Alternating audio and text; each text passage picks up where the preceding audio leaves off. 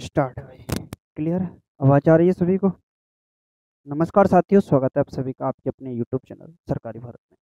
Friends, आज की इस वीडियो के अंदर हम बात करने वाले हैं सीटेट के एक और गद्यांश को लेकर आए हैं आपके लिए। तो ये गद्यांश है जो कि जनवरी 2023 में आपके पेपर में पूछा गया था। इससे रिलेटेड क्वेश्चंस को देखने वाले हैं।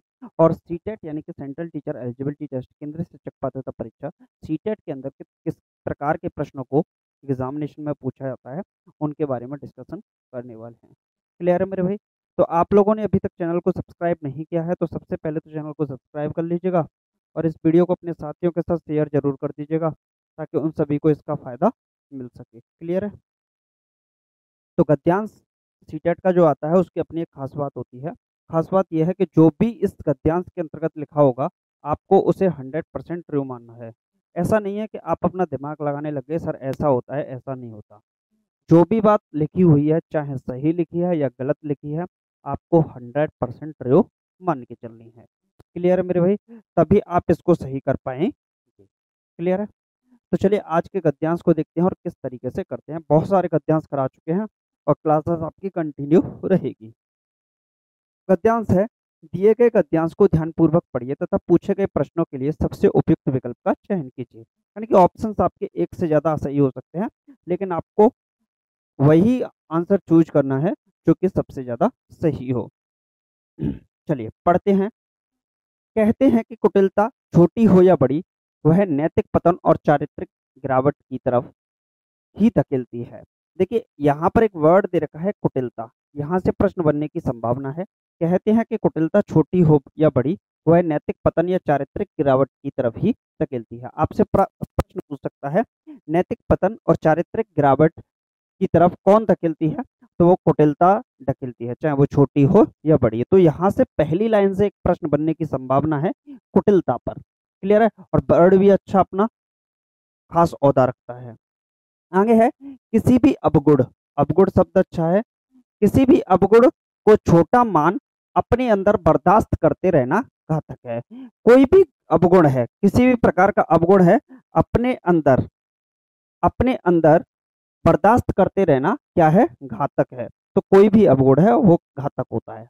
महापुरुषों ने बार बार इस तरफ चेता है कि आत्मनिरीक्षण आत्मज्ञान हम में होना ही चाहिए। हमारे अंदर क्या होना चाहिए मेरे भाई? तो हमारे अंदर आत्मनिरीक्षण होना चाहिए और क्या होना चाहिए? आत्मज्ञान होना चाहिए। क्लियर है? तो आत्मनिरीक्षण और आत्मज्ञान हम में होना ही चाहिए। यहाँ से प्रश्न बनने की संभावना है। हम अपनी कमजोरियों का पता लगाते रहना चाहिए और उनसे पीछा छुड़ाने का प्रयास भी लगातार जारी रखना चाहिए। बेकार का अहंकार नहीं पालना चाहिए। बड़प्पन ऐसे ही हासिल नहीं हो जाता। तो देखिए यहाँ पर ये बात जो लिखी है, यहाँ से दोबारा पढ़ते हैं। हमें अपनी कमजोरियों का पता लगाते रहना चाहिए। तो ये बात अच्छी लिखी है, यहाँ से प्रश्न बनने की संभावना है।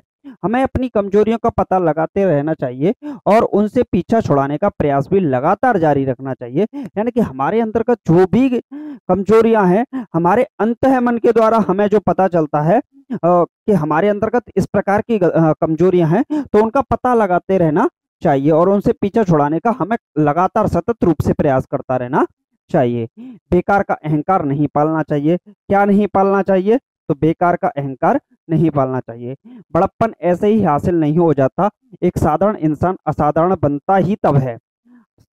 बड़प्पन क्या है? ऐसे ही हासिल नहीं हो जाता। एक साधारण इंसान असाधारण बनता ही तब है जब वह आंतरिक मूल्यांकन से होकर गुजरता है। तो साधारण इंसान असाधारण बनता कब है?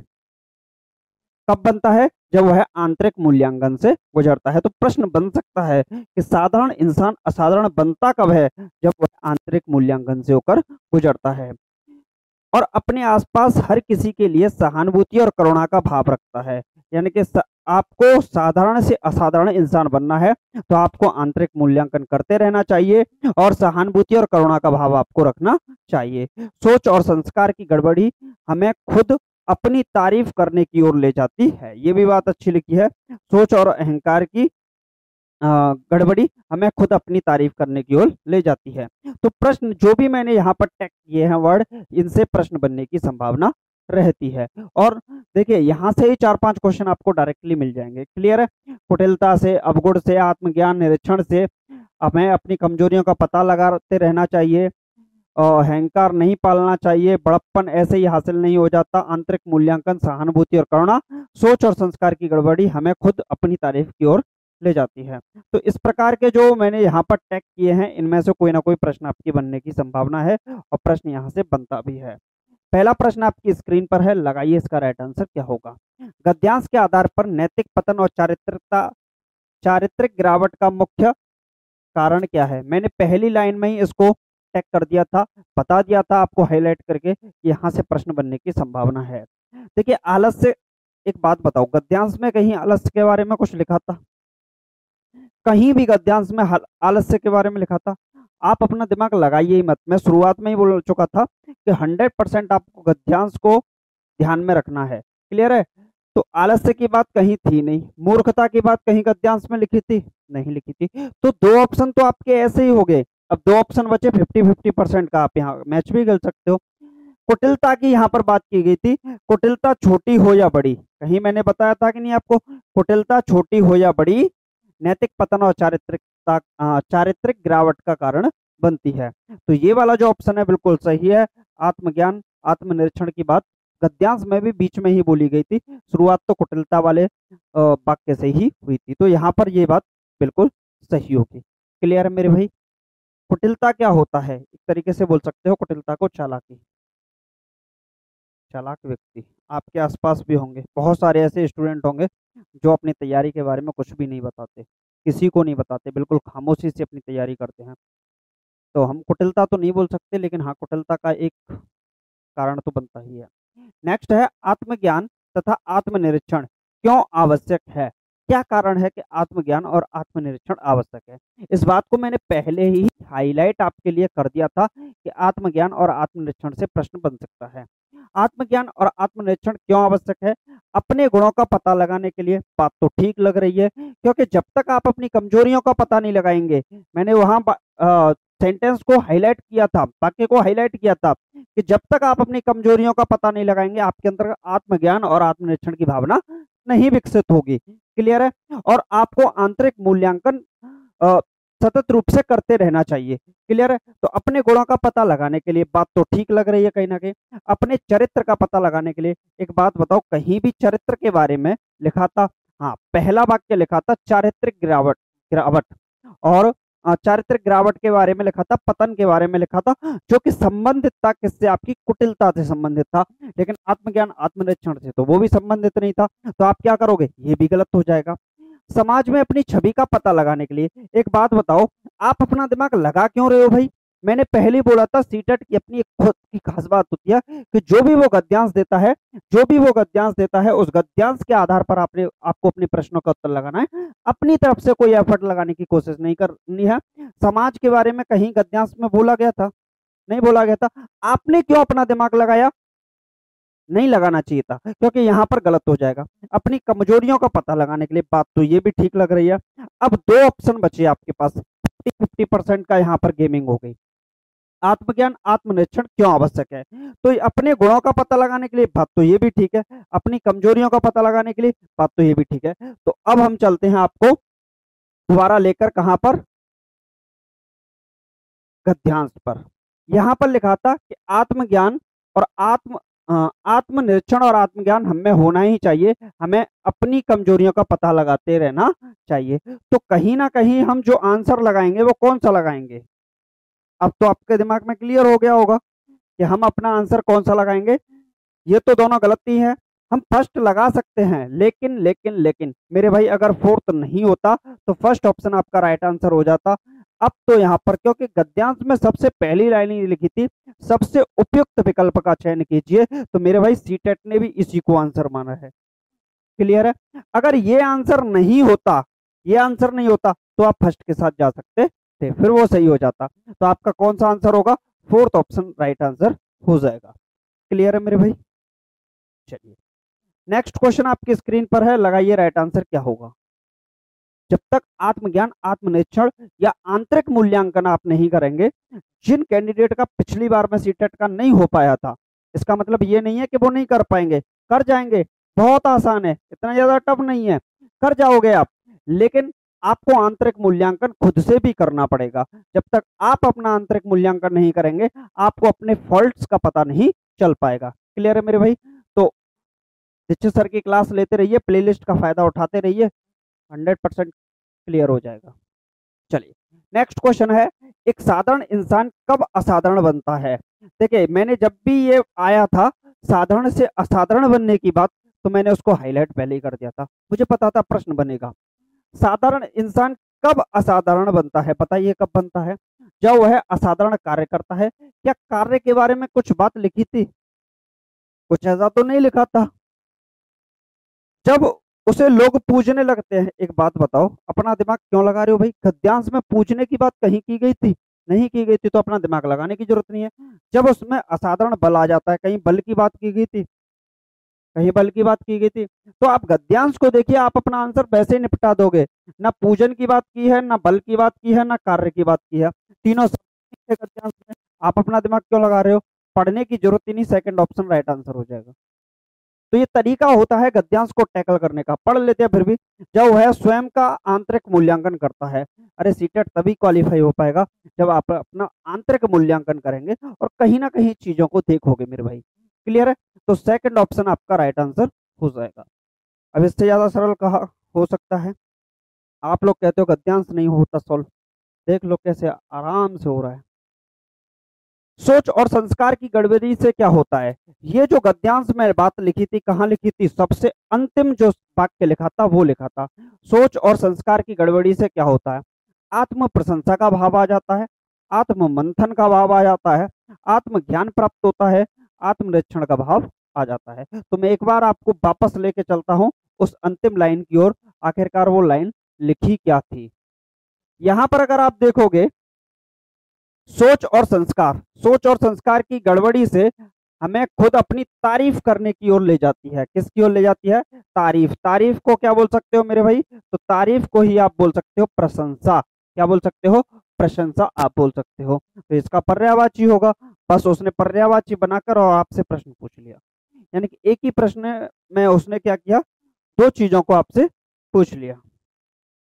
आत्मनिरीक्षण का भाग, ये बात नहीं है। आत्मज्ञान प्राप्त होता है, नहीं। आत्म मंथन, कहीं मंथन के बारे में शब्द गद्यांश में था, तो आपको दिमाग लगाने की जरूरत ही नहीं है। तो आत्म प्रशंसा का भाव, आत्म प्रशंसा का मतलब हो जाएगा यहाँ पर जो वर्ड है ये तारीफ के लिए आया है। किसके लिए आया है? तारीफ के लिए। तो फर्स्ट ऑप्शन इस सवाल का राइट आंसर हो जाएगा। दिमाग लगाने का जरूरत ही नहीं था, बहुत आसान था। क्लियर है? चलिए नेक्स्ट क्वेश्चन देख लेते हैं। नेक्स्ट क्वेश्चन है, किन लोगों के मुख पर तेज होता है? What amazing question. किन लोगों के मुख पर तेज होता है? जिनके मन में किसी के प्रति बैर भाव होगा। एक बात बताओ, किसी के प्रति बैर भाव हो तो उसके मन तेज होगा उसके मुख पर? कभी नहीं हो सकता, क्योंकि वो तो दूसरों को गिराने में ही लगा पड़ा होगा। जिनके मन में ईर्ष्या का भाव होगा। एक बात बताओ, ईर्ष्या का भाव है तो फिर कहाँ ईर्ष्या का भाव होगा, तो उसके मुख पे तेज होगा ही नहीं। वो तो बस दूसरों को गिराने में लगा पड़ा होगा, ईर्ष्या चिंता में होगा। जो स्वयं की चिंता करते हैं, स्वयं की चिंता, चिंता चिता बना देती है व्यक्ति को। जो बिना बैर भाव के जीवन जीते हैं, ये बात बिल्कुल सही होगी। जो बिना बैर भाव के जीवन को जीते हैं, ये बिल्कुल सही जवाब हो जाएगा। क्लियर है? इसको बताने में इतना ज्यादा टाइम लेने की जरूरत ही नहीं थी, बहुत सरल सवाल था, कोई भी स्टूडेंट इसका आंसर लगा देता। चलिए नेक्स्ट क्वेश्चन आपकी स्क्रीन पर है। अपना चुके हैं हम सभी, कैसी दिनचर्या अपना चुके हैं? बताइए क्या होगा? स्वयं के बारे में सोचने की, दूसरों के बारे में सोचने की, समाज के हित के बारे में सोचने की, स्वयं के बारे में न सोचने की। अब यहाँ पर प्रश्न आपको घुमा सकता है। स्वयं के बारे में सोचने की, अगर स्वयं के बारे में सोचते, स्वयं के बारे में सोचते फिर क्या है? फिर तो कल्याण ही हो जाता। दूसरों के बारे में सोचने की, समाज के हित के बारे में सोचने की, तो यहाँ पर जो आपका आंसर होगा स्वयं के बारे में न सोचने की, ये बिल्कुल सही होगा। हालांकि ये सेकंड वाले से मैच ही कर रहा है, दूसरों के बारे में सोचने की, तो ये इससे मैच ही कर रहा है। अब आप लोग इसका आंसर बताइएगा, आपके अनुसार क्या हो सकता है? मेरे अनुसार तो इसका फोर्थ ऑप्शन राइट आंसर होगा। क्लियर है मेरे भाई? चलिए नेक्स्ट क्वेश्चन।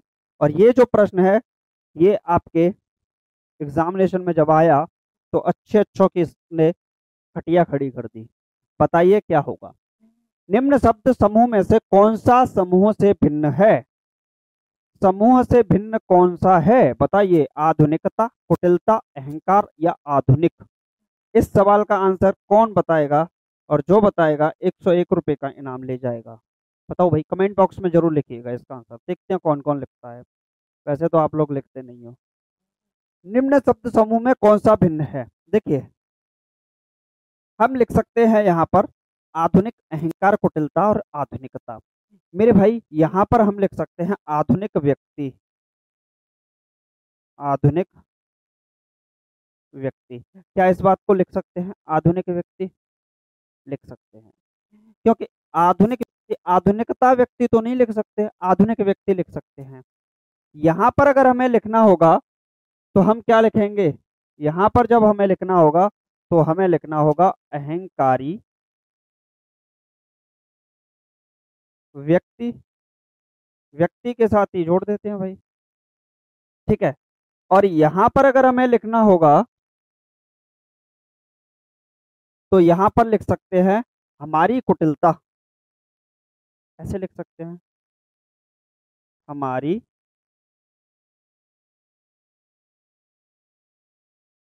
कुटिलता। क्लियर है? क्लियर है कि नहीं भाई?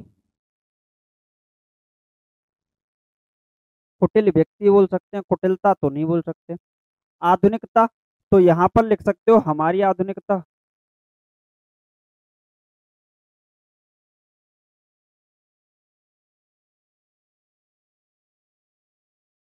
क्लियर है?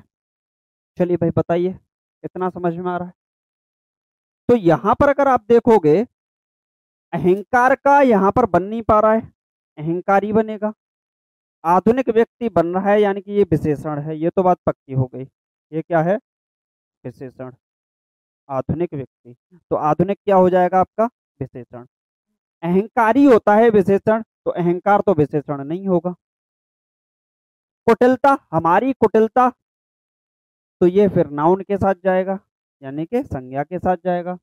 कुटिलता, हमारी आधुनिकता, ये भी संज्ञा के साथ जाएगा। तो सिर्फ एक ही इसमें शब्द है आधुनिक, जो कि विशेषण का कार्य करेगा, और फोर्थ ऑप्शन आपका हो जाएगा।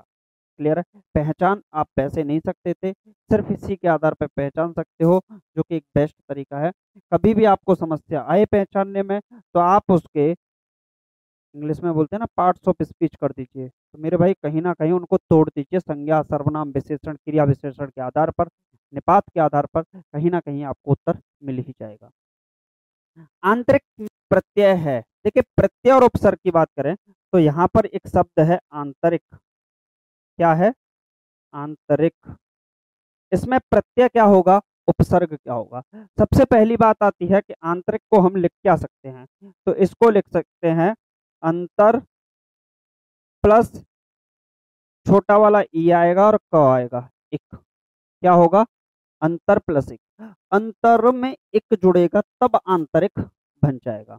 तो मेरे भाई पहले अगर आता है, पहले उपसर्ग आता है, शब्द के पहले जो मूल शब्द होगा, मूल शब्द के पहले, मूल शब्द के पहले उपसर्ग आता है, और मूल शब्द के बाद में क्या आता है? प्रत्यय आता है। तो इसको बोलते हैं प्रीफिक्स, और इसे बोलते हैं मेरे भाई सफिक्स। क्लियर है? तो मूल शब्द तो अंतर हो गया, और इसके जस्ट बाद आया है, तो ये क्या बन जाएगा आपका? भाई हो जा, उसके बाद आया है तो ये क्या बन जाएगा? प्रत्यय। तो प्रत्यय क्या बनेगा? एक। क होगा नहीं, रिक होगा नहीं, बड़ी ई होगा नहीं, थर्ड ऑप्शन सही हो जाएगा, एक क। क्लियर है? समझ में आ गया होगा भाई सभी के? चलिए नेक्स्ट क्वेश्चन देख लेते हैं। अगला प्रश्न आपकी स्क्रीन पर है, लगाइए।